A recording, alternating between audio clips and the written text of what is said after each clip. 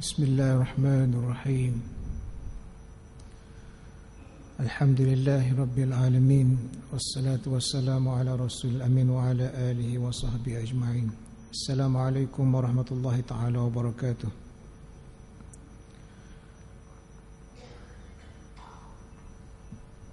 Muslimin muslimat rahimakumullah. Alhamdulillah, syukur kehadrat Allah Subhanahu wa taala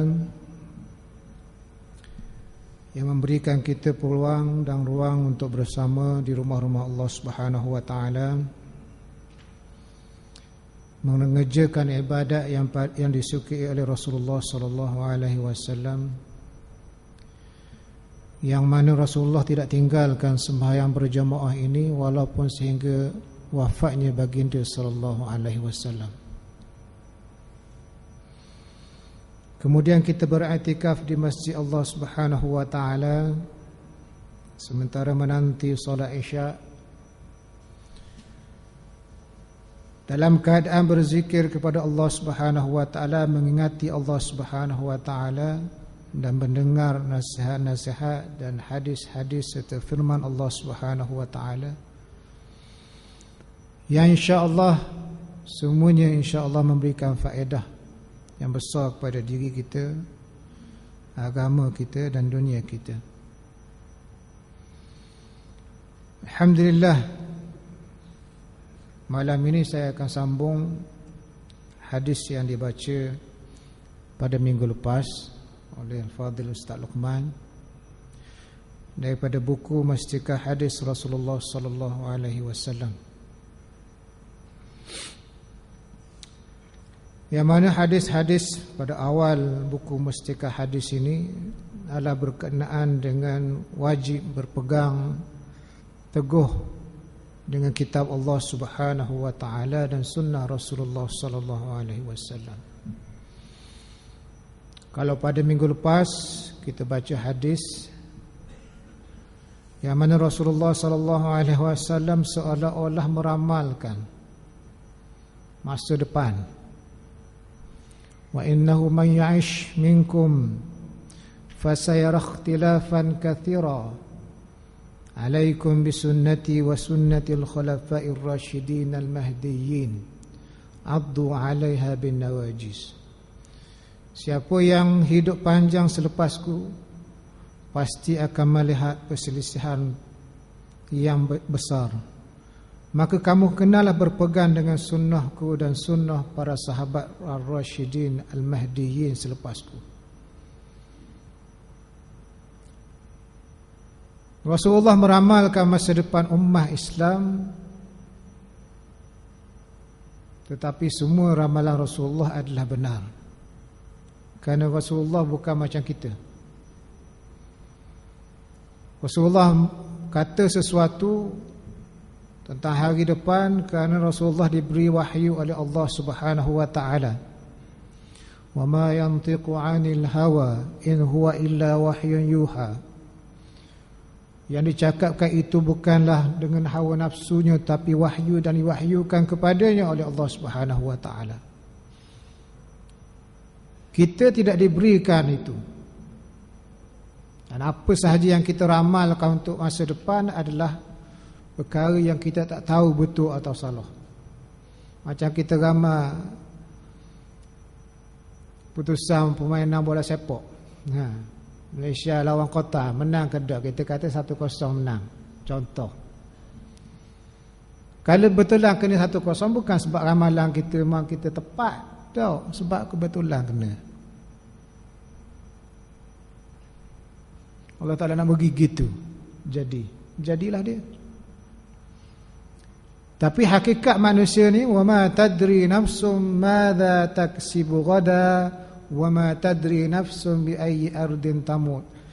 Seseorang itu tidak tahu apa yang dia akan buat esok hari, dan seseorang itu tak akan tahu apa di manakah dia akan mati esok hari. Itu hakikat manusia ni, jahil. Tapi Allah Subhanahu wa taala dengan ilmunya memberi ilham pada Rasulullah, dan Rasulullah meramalkan pada hari akan datang Selepas kewafatan Rasulullah sallallahu alaihi wasallam akan berlaku khilaf, selisih faham yang besar. Tapi bagaimana cara untuk selamatkan diri daripada selisih faham ni? Rasulullah memberitahu umatnya, alaikum bisunnati, kamu kena berpegang dengan sunnahku dan sunnah khulafa ar-rasyidin, 4 khalifah yang selepas Rasulullah. Addu alaiha bin nawajiz, gigit dengan gigi geraham. Kalau gigi kacik depan ni senang patah, senang cabuk. Gigi geraham, gigi sungguh kuat-kuat supaya tak akan terlepas ajaran Rasulullah dan ajaran para sahabat ini. Ini sahaja cara untuk kita selamat daripada fitnah dan selisih faham besar, khilaf besar yang akan berlaku selepas daripada Rasulullah sallallahu alaihi wasallam. Kita tengok sunnah Rasulullah, kita tengok sunnah Abu Bakar As-Siddiq, khalifah Rasulullah, sahabat yang diberikan kelebihan oleh Allah Subhanahu wa taala menjadi imam semasa Rasulullah masih hidup. Sahabat yang diberi kelebihan oleh Allah Subhanahu wa taala menjadi peneman Rasulullah ketika Rasulullah berhijrah daripada Mekah ke Madinah. Kita mesti juga berpegang dengan sunnah dan ajaran yang disampaikan oleh Umar Al-Khattab, yang disebut sebagai Al-Faruq, yang dapat membezakan antara yang hak dan yang batil. Juga Sayyidina Uthman bin Affan, yang diberikan kelebihan oleh Rasulullah menjadi menantunya, menantu pada 2 orang anak Rasulullah sallallahu alaihi wasallam. Dan orang yang paling Rasulullah malu, segan di zaman hidup Rasulullah sallallahu alaihi wasallam. Juga yang keempatnya Sayyidina Ali radhiyallahu anhu, seorang sahabat yang banyak fadilat-fadilatnya. 4 orang sahabat ni kalau kita ikut sunnah mereka, kita akan selamat dunia dan akhirat. Meneruskan ramalan itu, ramalan lagi, Rasulullah meramalkan lagi pada masa hari akan datang. Datang hadis yang ke-6 dalam buku Mustalah Hadis ini, yang saya baca. An Abdullah bin Amr radhiyallahu anhuma qala qala Rasulullah sallallahu alaihi wasallam, la ya'tiyanna ala ummati ma ata ala bani Israil hadwan nafli bin nafli, hatta in kana minhum man ata ummahu alaniyatan lakana fi ummati man yasna'u zalik, wa inna bani Israil tafarraqat ala 72 millah, wa taftariqu ummati ala 73 millah, kulluhum fi an-nari illa millatan wahidah. Qalu man hiya ya Rasulullah? Qala ma ana alaihi wa ashabi. Hadis riwayat At-Tirmizi. Maksudnya daripada Abdullah bin Amr radhiyallahu anhuma, katanya Rasulullah sallallahu alaihi wasallam bersabda, demi sesungguhnya akan berlaku kepada umatku perkara yang betul-betul sama seperti apa yang berlaku kepada Banu Israel. Sebiji macam apa yang berlaku pada Banu Israel. Sehingga jika di antara mereka orang yang berzina dengan ibunya dengan terang-terang, nescaya akan ada dalam kalangan umatku orang yang melakukan perkara yang demikian. Dan sesungguhnya kaum Bani Israel telah berpecah belah kepada 72 puak. Di sini disebut millah. Millah makna agama. 72 agama ataupun puak ataupun ajaran. Dan umatku pula akan berpecah belah kepada 73 puak. lebih besar daripada Bani Israel. Semuanya, semua ke-73 puak itu akan dihumbankan ke dalam neraka, kecuali satu puak saja. Semua masuk neraka belaka, kecuali Sahabat baginda bertanya, siapa dia puak yang satu yang berjaya itu ya Rasulullah? Lalu baginda menjawab, puak itu ialah puak yang tetap di atas jalanku dan jalan sahabat-sahabatku. Hampir sama hadis macam hadis yang kita baca sekejap tadi, yang minggu lepas tu. Jalan yang nak menuju kepada kejayaan adalah di atas jalan Rasulullah dan jalan sahabat-sahabat Rasulullah. Dalam hadis ini, muslimin muslimat sekalian, Rasulullah beritahu bahawa pada hari akan datang akan berlaku kepada umat Nabi Muhammad ini macam apa yang berlaku pada Bani Israel. Sebiji. Bani Israel dulu banu yang mulia, bangsa yang mulia, bangsa yang terpilih. Kenapa dia terpilih? Dihantarkan kepada mereka ni berpuluh-puluh orang Nabi. Ramai Nabi dari kalangan Bani Israel. Semenjak Nabi Ishaq sehingga Nabi Isa alaihi salam, daripada Bani Israel. Mereka mendapat keistimewaan lebih daripada orang lain. Sentiasa datang peringatan-peringatan daripada Allah Subhanahu wa taala melalui lidah rasul-rasul alaihi wassalatu wassalam. Tetapi mereka ni menderhaka, menyeleweng daripada ajaran rasul-rasul alaihi wassalatu wassalam. Akan berlaku juga kepada umat Nabi Muhammad ini perkara yang sama. Umat Nabi Muhammad juga diangkat sebagai sebaik-baik umat. Kuntum khaira ummatin ukhrijat linnas ta'muruna bil ma'ruf wa tanhauna 'anil munkar wa tu'minuna billah. Kamu adalah sebaik-baik umat yang dikeluarkan kepada manusia. Tujuan keluarnya kamu kepada manusia ini untuk menyeru kepada perkara ma'ruf, mencegah daripada perkara mungkar dan beriman kepada Allah Subhanahu wa taala. Tetapi dalam masa yang sama, ramai yang menyeleweng mengikuti jejak apa yang dilakukan oleh Bani Israel. Benarlah satu riwayat lagi, Rasulullah sallallahu alaihi wasallam bersabda, la tattabi'unna sunanal ladzina min qablikum shibran bi shibrin wa dhira'an bi dhira' hatta law dakhalu juhra dabbin lattaba'uhu. Qalu faman ya rasul, qalu al-yahud wan nasara ya Rasulullah, qala faman.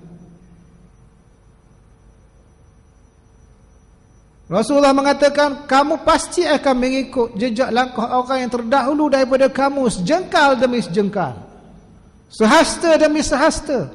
Hatta walau mereka masuk dalam lubang bewok pun, kamu tetap akan ikut mereka masuk.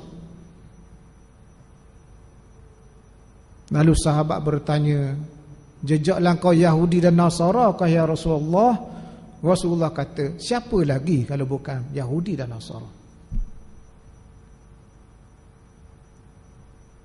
Menjadi sempadan contoh buruk kepada umat Islam apa yang berlaku kepada Yahudi dan Nasara.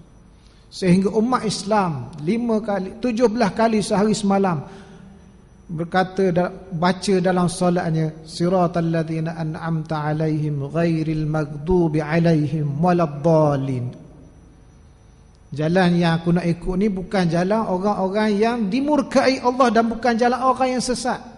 Dimurkai Allah Yahud, orang Yahudi yang dimurkai Allah Subhanahu wa taala daripada sebaik-baik umat, sehingga dijadikan mereka kera-kera dan beruk-beruk dan babi-babi. Disumpah oleh Allah dalam satu masa menjadi beruk dan babi-babi. Waladdallin, dan orang-orang yang sesat, iaitu orang Nasara yang mengatakan bahawa Allah itu ada tiga, Tuhan itu ada tiga. Tuhan ayah, Tuhan mak, Tuhan anak. Semuanya berkumpul jadi satu. Orang yang sesat, sesesat-sesatnya. Kita sebut tiap-tiap hari 17 kali. Kalau tak sebut benda ni, sembahyang kita tak sah. Tak sebut ayat yang ke-7 surah Al-Fatihah ni, tak sah sembahyang kita. Surah Al-Fatihah ni wajib, ayat tu wajib baca.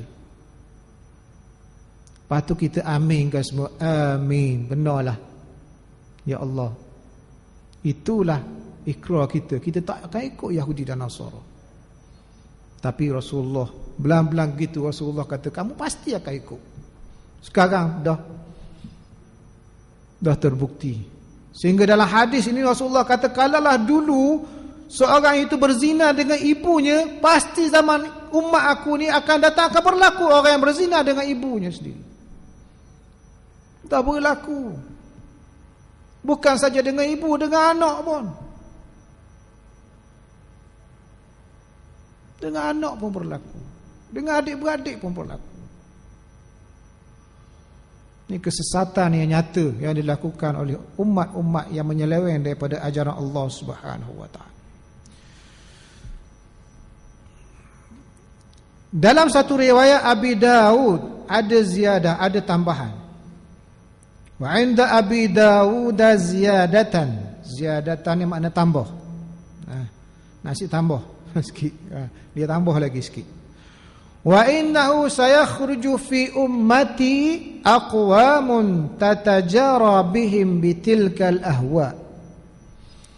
Kama yatajara al-kalabu bisahibihi la yabqa minhu 'irqun wala mifsalun illa dakhalah. Menurut riwayat Abu Daud ada tambahan, iaitulah maksudnya, dan sesungguhnya akan timbul di kalangan umatku beberapa puak yang dijalari, yang dijangkiti oleh penyakit suka mengada-ngadakan bid'ah. Jala ni maknanya yang kena lah, yang kena penyakit suka buat perkara-perkara tambah, perkara yang tidak ada asas dalam agama. Berdoa, ibadat kita dah ada Rasulullah tetap dah, ibadat kita ditambah lagi. Sebagaimana menjalannya bahaya penyakit anjing gila pada mangsanya. Tidak ada satu orang atau satu sendi tubuhnya melainkan disakiti, diresapi oleh penyakit itu. Bila kena penyakit gila, anjing gila, seluruh sendi seluruh orang kena belaka, sakit belaka. Ini orang-orang yang suka mengadakan perkara bid'ah dalam agama. 2-3 minggu ni kita dihebohkan dengan bahaya 2-3 ajaran sesat. Ada ajaran Tuhan Harun. Tuhan Harun yang kita tembok orang ketawa. Ada ajaran Syiah. Ada orang kata mazhab Syiah. Mazhab Syiah bukan mazhab. Mazhab ni aliran pemikiran yang ada asas. Tapi Syiah ni adalah agama, ajaran baru yang tidak ada asas. Tidak ada asas. Bagaimana 10 Muharram mereka menyeksa diri sampai berdarah belakang kepala. Sedangkan ulama mereka, ayatullah mereka, tak ada seorang pun buat gitu. Pengikut yang bertuli ni menyeksa diri sampai mati pada 10 Muharram di Karbala, di Pakistan, di Iraq. Ulama mereka tak ada seorang pun buat gitu. Tak apa pipi pun tak ada. Bagaimana ulama mereka mengharuskan nikah mut'ah, sedangkan kepada isteri dan anak mereka tak suka nikah mut'ah. Nikah mut'ah ni macam pelacur. Seorang tu pergi kepada seorang perempuan, aku nak tidur denganmu dengan mas kahwin 500 riyal. dalam masa semalam. Hak puang tu pun terima, aku terima. Serupa macam orang pergi Kuala Lumpur bayar RM500 ambil pelacur seorang. Na'udzubillah. Esok habis.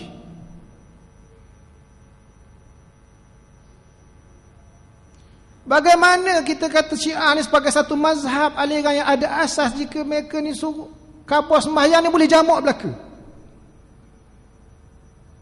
Satu hari tu lima waktu solat tu sekali sembahyang je. 5. Jumaat tak bayar. Bagaimana kita kata Syiah ni satu agama sedangkan ulama-ulama Syiah tak ada seorang pun hafal Quran. Ini perkara-perkara bid'ah. Tak besar.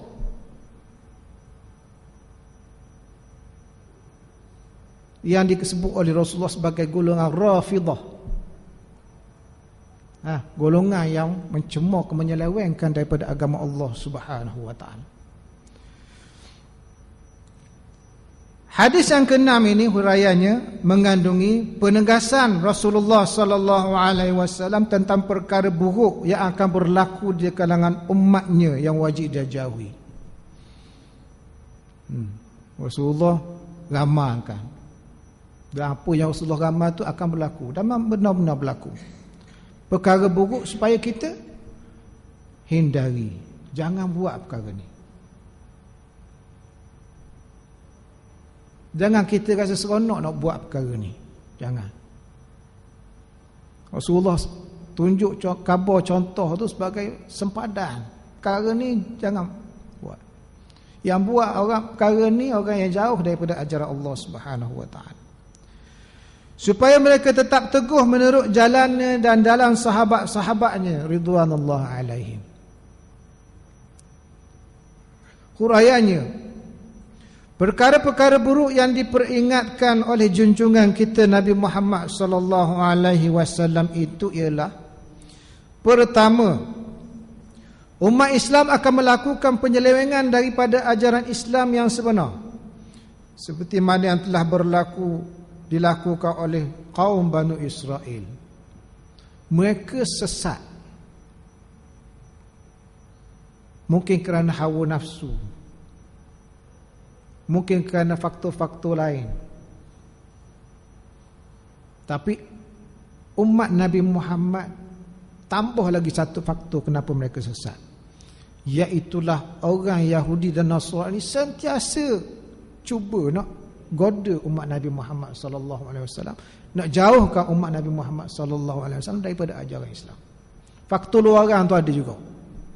Selain daripada mungkin nafsu syahwat, mungkin jahil, mungkin apa, ada satu faktor lagi yang menyebabkan umat Nabi Muhammad sesat, iaitulah Yahudi Banu Israel, Yahudi dan Nasrani cuba sedaya upaya untuk jadikan umat Islam ini sesat. Allah Ta'ala kata, walan tawda ankal yahudu walan nasara hatta tattabi'a millatahum. Tidak akan redha Yahudi dan Nasara kepada kamu melainkan kamu ikut agama mereka. Jadi ajaran-ajaran yang dibawa, peraturan-peraturan yang dibawa oleh Yahudi dan Nasara, awas, mungkin ada serampang dua mata. Kita tengok sekali imbah mungkin sebagai cara baru, tapi mungkin di sana ada unsur-unsur yang boleh menyelewengkan kita daripada akidah Islam itu sendiri.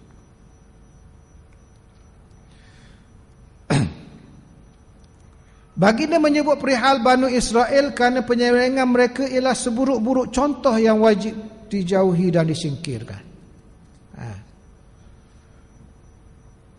Meskipun mereka pada mulanya diberi pelbagai nikmat dan keistimewaan, diturunkan pada mereka kitab-kitab suci. Taurat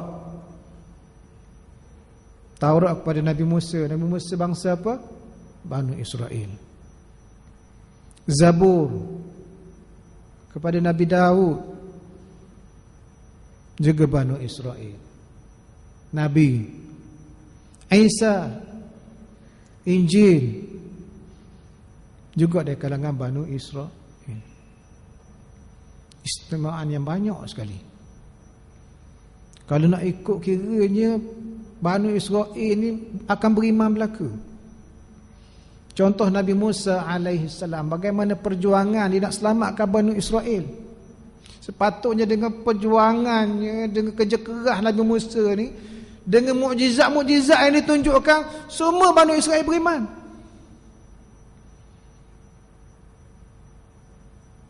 Nabi Musa tak ada cara dah, buat belaka.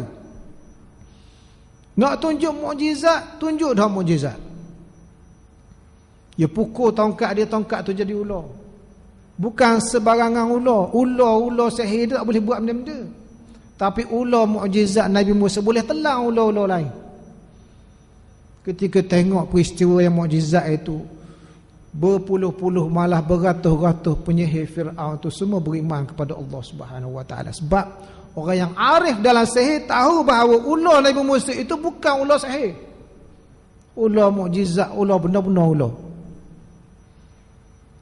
Sehingga walaupun Fir'aun menjanjikan azab yang teruk kepada mereka, la uqatti'anna aydiyakum wa arjulakum min khilaf wa la usallibannakum, sehingga akhirnya aku akan potong tangan dan kaki secara silang, dan aku akan salib. Tapi apa jawab tukang-tukang sihir yang telah beriman, yang telah insaf ni? Dia kata faqdi ma anta qad, innama taqdi hadhihi alhayat ad-dunya. Buatlah, hukumlah apa yang kamu nak hukum. Kamu hanya boleh hukum di dunia ni saja. Pada hari akhirat lepas kami mati, kamu tak boleh hukum kami dah. Hebatnya orang yang dah yakin kepada Islam. Tenang mereka dalam keadaan mereka mendapat berhadapan dengan hukuman mati di tangan pemerintah yang zalim.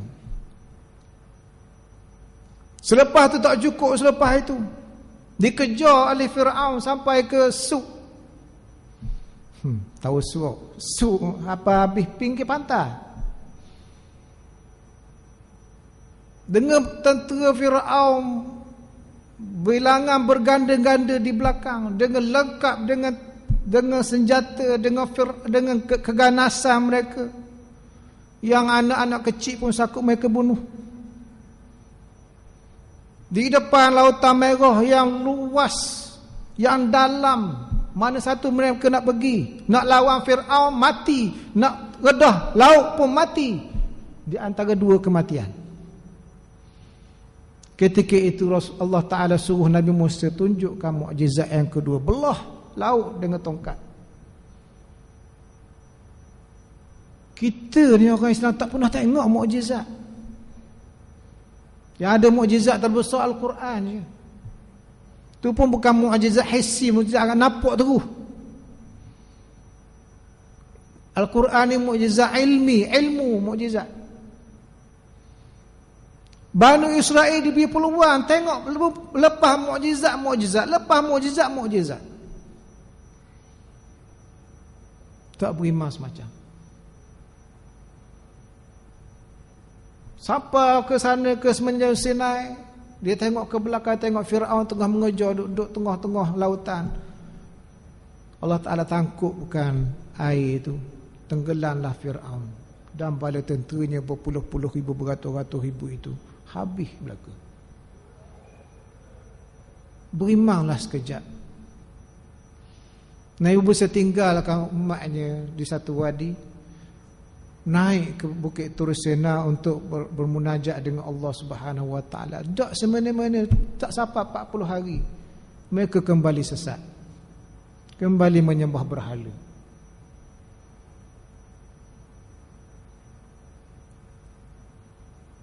Itu perangai Bani Israel, sehingga sanggup bunuh nabi-nabi. Dalam zaman Nabi Isa alaihi salam, mereka minta Nabi Isa, Allahumma anzil alaina ma'idatan minas sama'. Wahai Isa, turunkan kami hidangan dari langit, kami lapar ni. Bagi kami boleh bersukaria.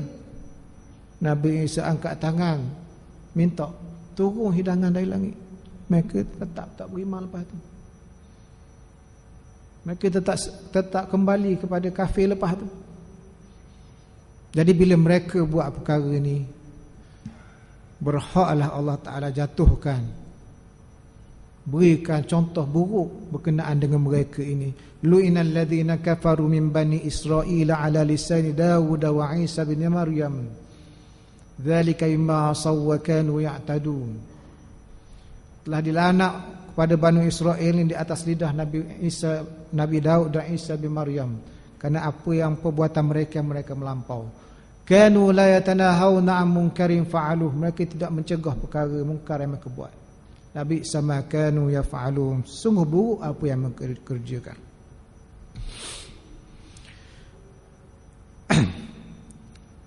Walaupun banyak kenikmatan dan keistimewaan yang diturunkan kepada mereka, kitab-kitab suci diutuskan kepada mereka beberapa banyak nabi dan rasul, tapi kebanyakan mereka tetap kufur, ingkar dan terus melakukan pelbagai jenayah dan kekejaman sepanjang sejarah mereka. Mereka telah runtuh akhlak, hilang lenyap peri kemanusiaan dan berpecah belah kepada pelbagai puak dan kepercayaan dan fahaman, serta mengadakan pelbagai helah untuk memutar belikkan ajaran dan hukum-hukum agama. Bani Israel bila Allah Ta'ala kata diharamkan kepada kamu daging babi, mereka kata kami tak makan daging babi, tapi kami jual. Kami jual daging babi itu, jadi hasil itu kami makan. Tak boleh jual, tak boleh. Kami buat minyak ke daripada tu, kami menega pula perusahaan pula. Macam-macam. Kata tak boleh nakak ikan hari Sabtu. Kami tak takak ikan hari Sabtu. Allah Ta'ala perintahkan tak boleh takak ikan hari Sabtu tu sebab denda juga, hukuman pada mereka yang degil sangat.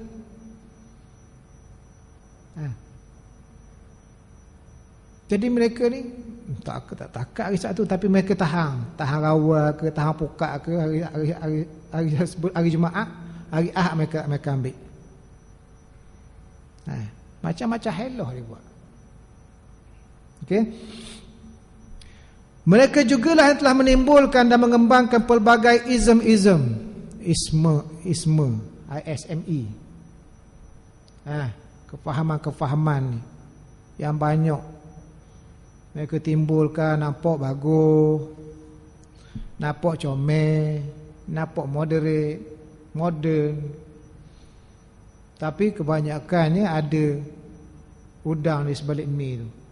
Nak sesatkan umat Islam. Dan fahaman-fahaman seperti fahaman komunisme, fahaman kapitalis dan lain-lain yang merosakkan ketenteraman dan susunan masyarakat serta perekonomian negara dunia yang dijalarinya. Bahkan mereka lah mengembangkan kebudayaan kuning dan lucuh dan melanggar tata tertib dan kesopanan melalui filem-filem, akhbar-akhbar dan majalah, fashion-fashion pakaian dan kelab-kelab malamnya, sehingga mereka berhak dilaknat oleh Allah Subhanahu Wa Taala dalam kitab sucinya. Sehingga sekarang kita tengok TV, perkara-perkara yang dilakukan dalam TV tak ada hubungan langsung dengan agama. Mari mana anak cucu Nabi Adam belaka? Adakah itu yang dibawa oleh Nabi Adam dan anak-anaknya dulu?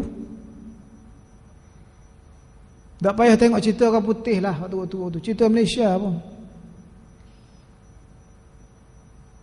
Tengok cerita KL gangster, bergaduh situ, bergaduh sini, tembok situ, tembok sini, berzina situ, berzina sini. Orang Melayu belaka, orang Islam belaka. Walaupun lakonan, tapi itu adalah cerminan pada apa yang berlaku dalam masyarakat. Kita makruf banyak gangster-gangster di Malaysia. Itulah yang mungkin berlaku. Perjudian, perzinaan, pembunuhan, perampokan. Tidak ada hubungan langsung dengan agama. Tak ada contact point langsung dengan agama ni. Nak mengaku agama Islam apa? Perkara itulah yang diasaskan oleh mereka, budaya kuning. budaya bebas, persamaan hak antara lelaki dan perempuan. Kalau orang lelaki boleh tak pakai tudung, orang perempuan pun tak nak pakai tudung. Contoh. Bahkan orang perempuan lebih teruk lagi aurat mereka dibuka daripada orang lelaki. Contoh dalam sukan, tengok contoh Olimpik. Orang lelaki kalau lari 100 meter pakai yang mana? Pakai baju juga, pakai seluar, malah ada seluar. Orang puan pakai mana?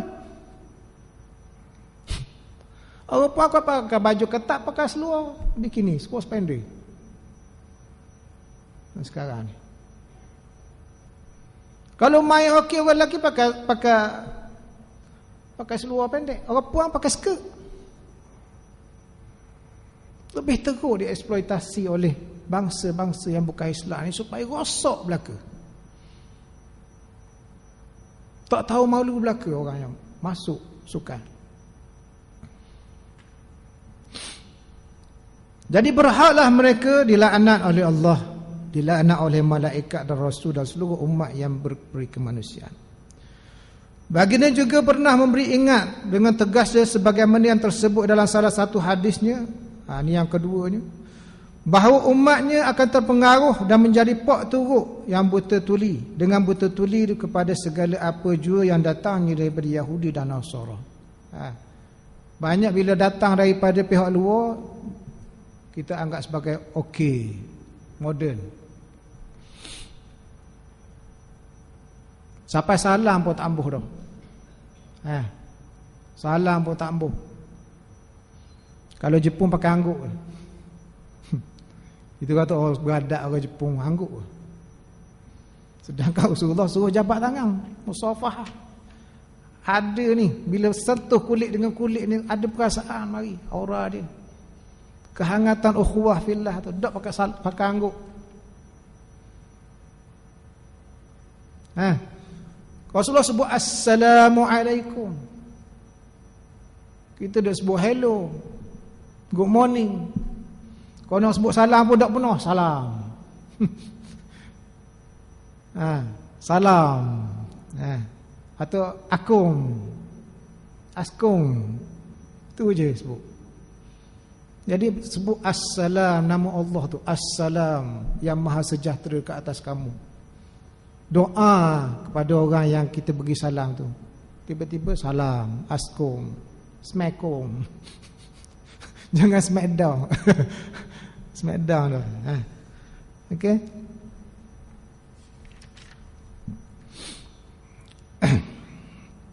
Baginda menyebut secara khusus kedua-dua kaum ini kerana mereka selain diberi kitab dan diutuskan Rasul yang memimpin mereka, mereka lah sahaja yang berpengaruh dan banyak angkaranya pada zaman baginda. Rasulullah hadapi para musyrikin, kaum musyrikin 3 tahun pertama je. 5 tahun pertama sampai perang Khandaq, perang Ahzab. Lepas tu Rasulullah menghadapi kerana kaum Yahudi, sehingga Rasulullah mati wafat pun kerana kesan racun yang diberikan oleh orang Yahudi. Bila Rasulullah nak makan satu daging, Rasulullah suka daging kambing, dibuh racun situ angkara Yahudi.